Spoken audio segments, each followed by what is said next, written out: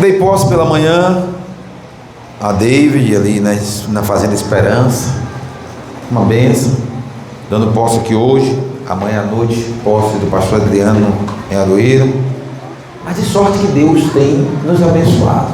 E lendo a Bíblia, eu falei de manhã sobre esse texto, em Romanos no capítulo 12, versículos de número 7 e 8, se é ministério, versículo 7, seja em ministrar, se é ensinar, que haja dedicação ao ensino. Ou o que exorta, use esse dom em exortar. O que reparte, faça com liberalidade. O que preside, com cuidado. O que exercita a misericórdia, com alegria. O escritor aos Romanos divide, evangelista Roberto, irmã Valdinei, algumas vírgulas, divide esses dois versículos. E o que me chama a atenção é quando ele começa que se é ministério, seja em ministrar. Foque nisso. Se é ministério, foque nisso. Foque em ministrar. Se é ministério, seja voltado para isso. Porque o Senhor não dá a sua obra para ninguém realizar, ou o seu trabalho para ninguém fazer, se esse mesmo não tiver uma dedicação. E ele diz: se você está em ministrar, faça isso. Mas se é ensinar, que haja dedicação no ensino.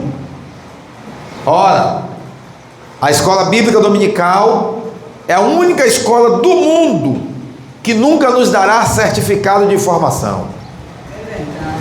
É a única escola do mundo que não funciona a formação secular.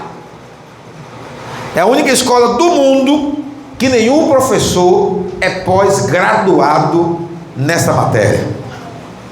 Porque a escola bíblica, a gente vem para ela e em cada ciclo ela se repete. A gente estuda agora um trimestre, determinado tempo o trimestre volta novamente, e a gente vai aprender de novo do mesmo assunto que já aprendemos naquele trimestre. E depois de um certo tempo, o mesmo assunto volta novamente, e a gente vai aprender novamente do mesmo assunto. E ele volta depois, e a gente vai aprender, e ele volta, e a gente vai aprender. Ou seja, a escola dominical é a Bíblia. E a Bíblia é uma fonte inesgotável. É uma fonte que sacia a nossa sede. E ele diz assim: se você quer ou foi chamado para ensinar, que haja dedicação no ensino. Ninguém pode ensinar sem estudar. Ninguém pode ensinar sem se aplicar ao estudo.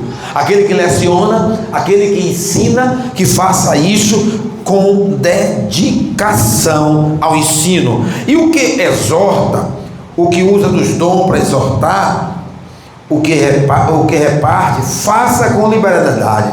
Faça tendo a vontade de fazer, com cuidado. Porque ninguém pode exortar ou ensinar, presbítero Joilson, ou trazer uma palavra de correção, descarregando as suas iras, ou a sua ira, descarregando o seu ódio.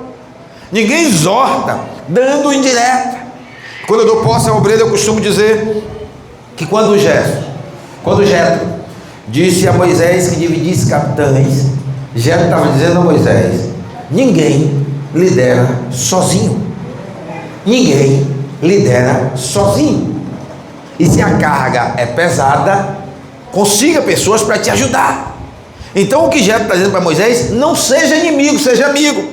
Não sobrecarregue você, arrume parceiros e amigos. Eu lembro que quando eu ainda obreiro, na minha primeira congregação que fui dirigir, o pastor da época pegou vários jovens, Ralf, recém-casados, e chamou os recém-casados e foi abrindo ponto de pregação e dando esses recém-casados para dirigir, pegando as igrejas mais longínquas e dando aos recém-casados. E eu era um dos recém-casados, e pegando os recém-casados e dando aos recém-casados.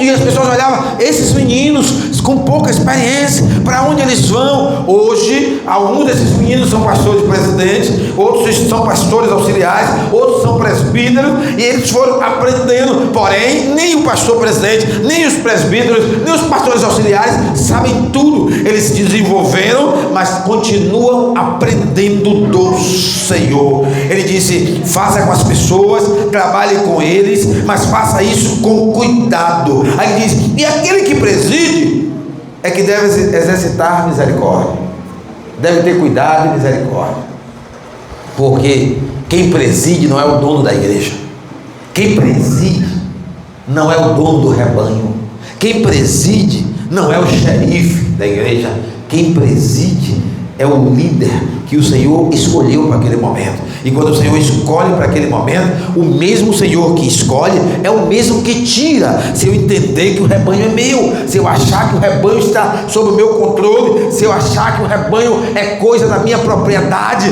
aí eu vou ter problema com o dono desta obra. Então o que preside não é dono. Por isso que eu amo a Assembleia de Deus, por isso que eu sou fã da Assembleia de Deus, nasci nela e cresci na Assembleia de Deus e não tenho nenhum arrependimento de ser assembleano. Gosto, amo, fale da Assembleia de Deus quem quiser falar. Eu amo a Assembleia de Deus e eu gosto, porque o único dono da Assembleia de Deus chama-se Jesus de Nazaré. Nós temos os nossos líderes nacional, temos o nosso líder de convenção estadual, mas não são donos, são homens que dedicaram a sua vida para trabalhar na obra de Deus, são homens voltados para a obra de Deus, mas não são donos da obra de Deus, e eles também sabem disso, eles pregam isso, eles entendem dessa forma. Por isso que eu estou falando. Por isso, cuidar do rebanho tem que ter cuidado, carinho, chamar.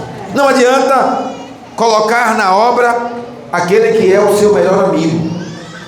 Sabe a minha? Estava com uma aqui. É a minha? Aquele que é o seu melhor amigo. Eu disse de manhã na posse que eu tenho muita amizade com o presbítero Joilson, e ele comigo. Aqui chegou ele e o pastor Adriano.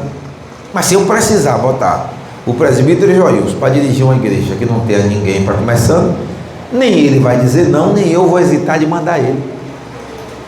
Porque a igreja de Cristo não é um número, a igreja de Cristo é almas.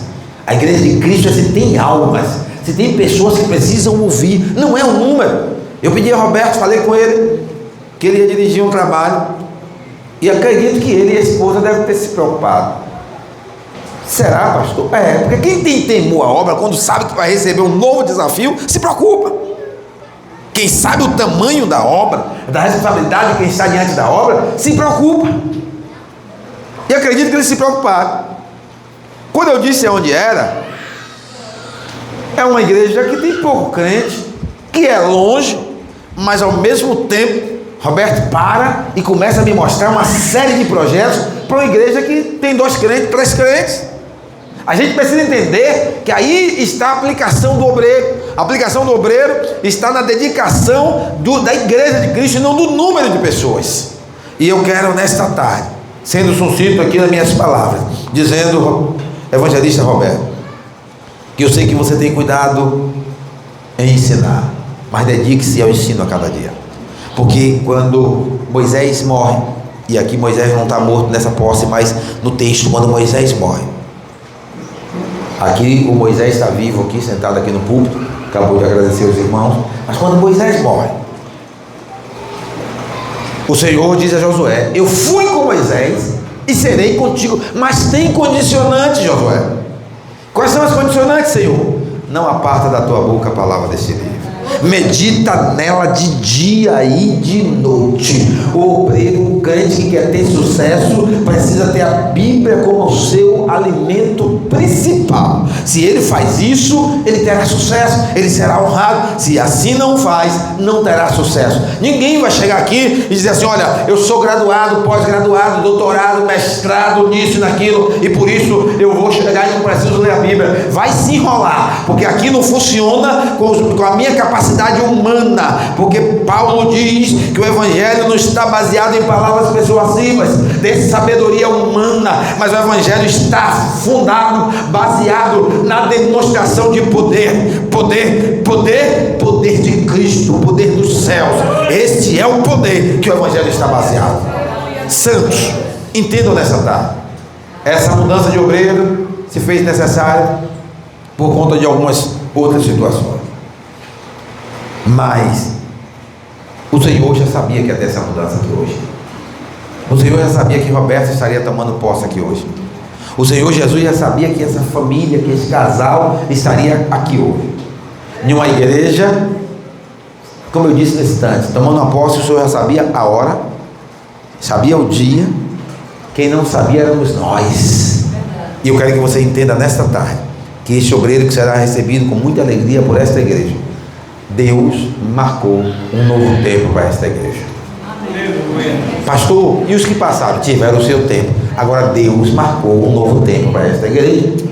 Deus marcou uma nova época para esta família. Deus marcou um novo tempo para esse povoado. Eu não costumo ir no emocionalismo. Eu vou naquilo que a palavra de Deus me orienta. Mas eu sinto aqui nesta tarde que esse povoado será impactado pela palavra de Deus por intermédio desta igreja. Esse povoado será impactado pela presença de Deus aqui neste lugar. Esse povoado, pessoas vão entrar por esta porta. Eu estou profetizando, dizendo: eu quero aceitar Jesus. E eu estou profetizando também aqui que este povoado, aonde tiver uma pessoa aprisionada pela mente, vai cair por terra toda seta maligna, pelo poder que há no nome de Jesus. Pelo poder que há no nome de Jesus.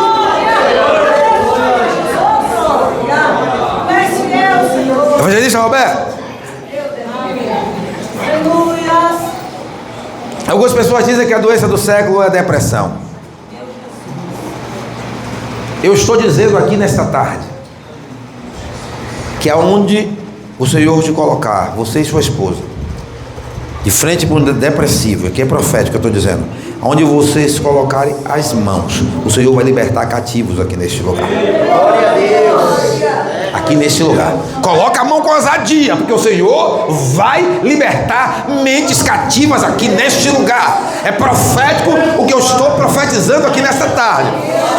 Eu estou numa posse, e o presbítero Joilson me conhece, eu não costumo ser assim na posse, mas o que eu estou fazendo agora, eu sinto de Deus que é um tempo de libertação, é um tempo de salvação, é um tempo de renovo, é um tempo de alegria, é um tempo de gozo, é um tempo de crescimento, é um tempo de realizações, é um tempo de milagre, é o tempo de Deus aqui neste lugar, é o tempo de Deus aqui neste lugar, é o tempo de Deus aqui neste lugar. Igreja de Cristo, pega nas mãos do casal de obreiros, dá a mão a eles e não solte por nada. Escuta, senhoras e senhores, todas as vezes que a igreja está crescendo, o nosso adversário semeia, solta uma semente ruim. Eu estou profetizando que essa igreja está blindada contra essa semente. Essa igreja está blindada contra essa semente. Essa semente não vai interferir no crescimento desta igreja, porque o dono desta igreja já determinou que é o tempo da prosperidade. E quem crê joga a mão para cima, dá um brado de glória a Deus e aleluia, acreditando que Deus já trouxe um novo tempo para este lugar.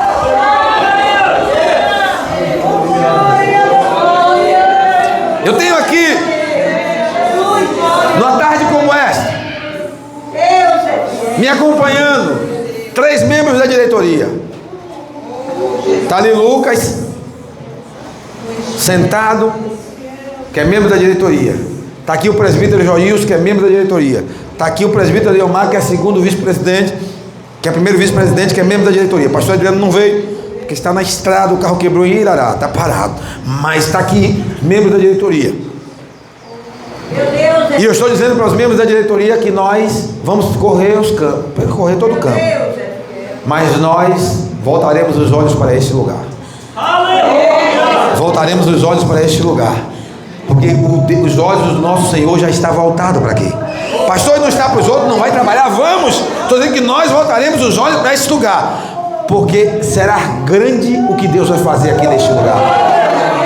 Não é por causa de Roberto, não é por causa de Valdirene, é porque Deus decidiu que ele seria o canal para que eles usassem nesse tempo, e eles serão o canal. Deus havia feito promessas a eles, e eles estão começando a ver as promessas se cumprirem. Eles estão começando, ele não me contou nada, ela não me contou, eles estão começando a ver a promessa acontecer. Vai acontecer, porque não é promessa do pastor Isaac, vai acontecer porque não é promessa da diretoria da igreja,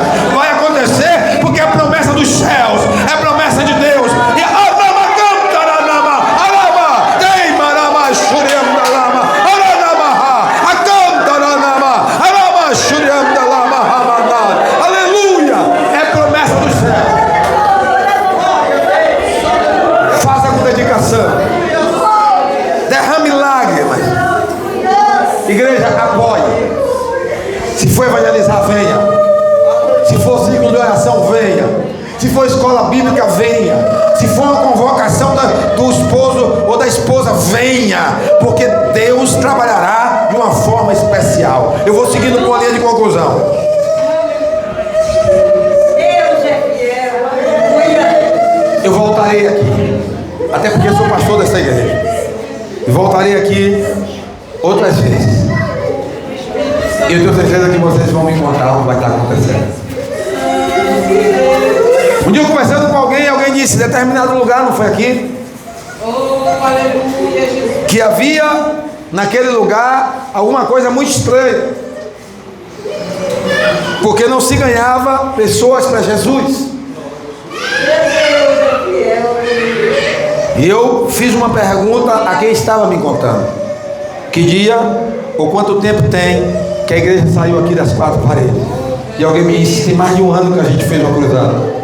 Eu digo, o papel de buscar as almas é nosso. Quem tem que evangelizar somos nós. A gente tem que sair das 4 paredes. A gente tem que ir dizer ao mundo que Jesus está voltando. Eu não estou preocupado com as eleições que virão. Não estou preocupado quem vai ser o presidente do Brasil. Não estou preocupado quem vai ser os deputados ou a bancada de senadores. Eu não estou preocupado com o pleito político, embora terei a minha opção e tenho o direito de ter minha opção como cidadão. Mas eu estou preocupado em que o Senhor salve almas para o seu reino, para que no arrebatamento da igreja pessoas possam ser arrebatadas para ir morar com Cristo nos ares.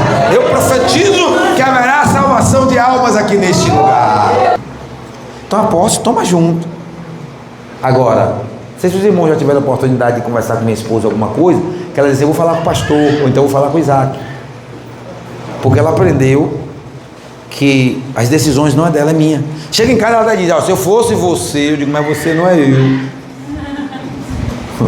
Mas se eu fosse você, eu digo, mas você não é.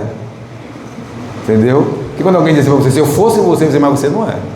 Então, não pode dizer, se você fosse. Eu tenho um pastor, colega meu, que o camarada chegou na reunião de obreiros, pastor, se eu fosse hoje, eu mudava isso aqui assim, isso aqui eu fazia assim. Pouco tempo, até contei, acho que a João disse, eu fazia assim, assim, assim. O pastor disse, no dia que você for presidente, você faz isso, você está me dizendo?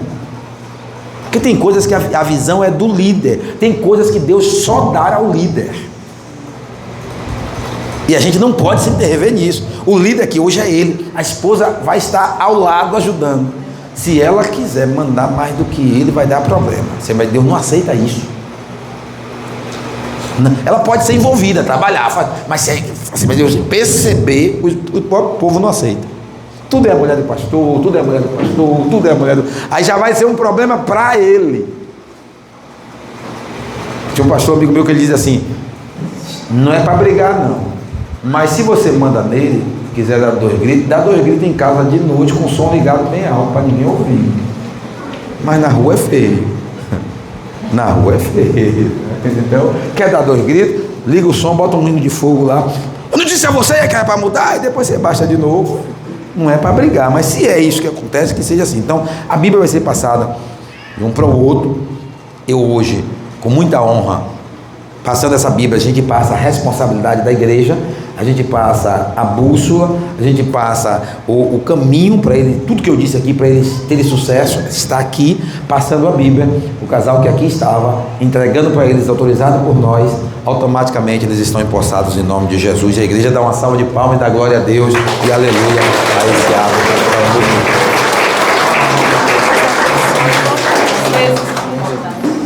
Se ele puder dobrar o joelho, ele vai dobrar o joelho, a igreja fica de pé.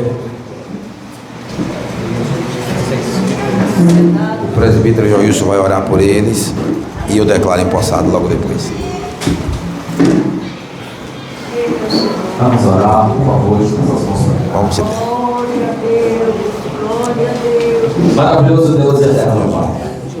Este momento, Senhor, é um momento de alegria para esta igreja neste lugar, Senhor. Nós estamos recebendo o Senhor Evangelista Roberto como pastor dessa igreja, ó Pai. Nós te pedimos nessa tarde, Senhor, que direcione os passos dele, ó Pai.